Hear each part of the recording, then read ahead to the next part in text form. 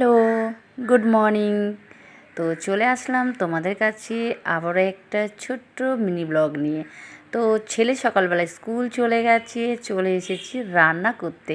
আর রান্না হবে আজকে পটল চিংড়ি দিয়ে একটা তরকারি, আর পটলের মাথা পটলের মাথা না, চিংড়ি মাছের মাথা দিয়ে বড়া হবে, আর বাবার জন্য থানকুনি পাতা আলু দিয়ে একটু মাখা মাখা তরকারি। তো যেহেতু বাবাকে 12:30টার মধ্যে খেতে দিতে হয়, তার জন্য রান্নাটার কাছে আজকে চলে গেলাম। আর সকাল থেকেই বৃষ্টি হয়েছে বলে আজকের ওয়েদারটা খুব ভালো।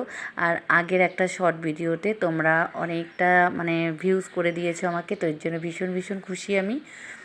তো ঘরের কাজ বাজ সেরে চলে আসলাম অপুর ঘরে, ছাদে চলে আসলাম জামা কাপড় শুকো দিতে। আর ওয়েদারটা এতটা মিষ্টি যে কি বলবো, আমার তো ভীষণ ভালো লেগেছে। আমি চাই এরকম ওয়েদার রোজই থাকুক। গরমে মুশকিল হয়ে গেছিলো থাকাটা, এতটা গরম ছিল। তারপরে আমার তো আজকের ওয়েদারটা ভীষণ ভালো লেগেছে। আর ছেলেও স্কুল আসার সময়ও হয়ে গেছে। আর এদিকে আমি আবার তাড়াতাড়ি করে ছেলে আসলে আবার খেতে বসবো একসাথেই। আর তার জন্য ঘরের কাজটা আমি একটু তাড়াতাড়ি গুছিয়ে নিই।